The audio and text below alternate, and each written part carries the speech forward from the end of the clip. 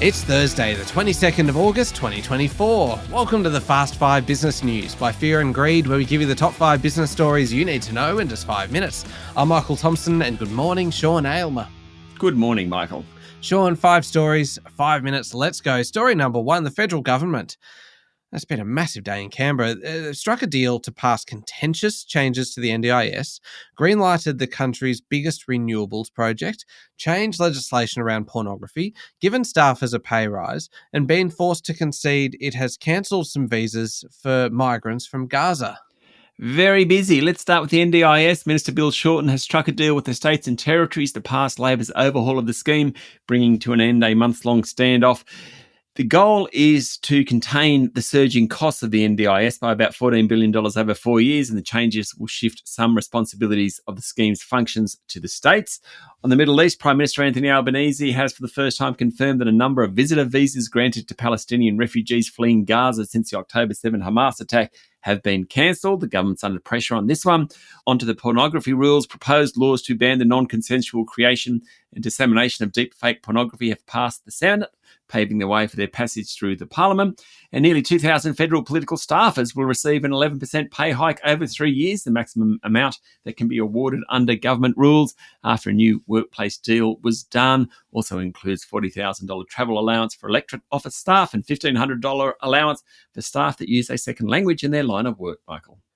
Sean, from a business perspective, I suppose the biggest one would have to be Environment Minister Tanya Plibersek giving the go-ahead to the country's biggest renewables project. I think that's right. Sun Cable has won environmental approvals from the Albanese and Northern Territory governments, and the $40 billion spend is slated to produce enough power for 3 million homes. The Australia-Asia Power Link, backed by Atlassian billionaire Mike Cannon-Brookes, will be the biggest solar farm in Australia, based on 12,000 hectares in the Northern Territory. It includes an 800-kilometre transmission line to Darwin, a 4,000-kilometre transmission line through to Singapore. It's ambitious, to say the least. Its first goal is to deliver green power to industrial users in Darwin. Okay, moving on to story number 2 now. Tracking company Wisetech Global's share price surged 18% yesterday after the tech darling forecast revenue growth of 30% this year. It didn't hit its revenue forecast for last year, but that didn't seem to matter, with Wisetech's share price jumping to a record high of $110. CEO and founder Richard White owns about 39% of the company. His wealth jumped $1.7 billion to more than $14 billion. Expectations were already high, and Wisetech matched and beat them, at least in terms of the outlook statement and profit margins, which are back above 50%. Mr. White announced the launch of 3 new breakthrough products. That excited the investors as well. Story number 3, Domino's Pizza Enterprises disappointed investors yesterday, saying sales in the first 7 weeks of this financial year are slower than anticipated. That's on top of its struggling Japanese and French businesses. The stock tumbled 6%, though rebounded to finish down just over 1%. Chief Executive Don May said a turnaround of the French and Japanese groups over the next 12 months is crucial to the overall fortunes of the company, where he's been CEO since 2002. Notwithstanding a disappointing start to this financial year, the Australian and New Zealand businesses performed well last financial year. Underlying earnings were up 10%. In those markets, Domino's has had more success capturing single-eater and lunch markets. Mr. May was quite relaxed about the emergence of Guzman y Gomez. He said market research shows that 80% of Domino's customers also ate at McDonald's, so the risk posed by Guzman is minimal.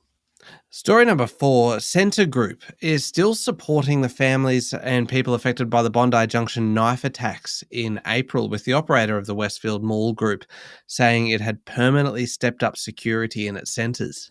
Yes, it was part of its results announcement yesterday. The comments came as the group outlined a strong result across its 42 malls in Australia and New Zealand, more than doubling its first half net profit. While customer visits are not yet back to 2019 levels, they have dramatically risen since the coronavirus crisis. The group's now striking leasing deals with retailers at levels above their previous rents. It's also taken back space from department stores like David Jones to install more productive tenants, according to a story in The Australian. The company is also backing the value of shopping centres, teamed up with investment bank Barrenjoey to actually buy half stakes in its own malls. While luxury sales aren't growing as much after incredible growth post-COVID, the fall-off in travel means people are staying at home, more time to shop at Westfield. Story number 5, last one, Sean. Barack Obama declared that the US was ready for a new chapter with Kamala Harris as president in a rousing speech at the Democratic National Convention, but he did warn that Democrats are facing a tight race to elect her and defeat Donald Trump in November.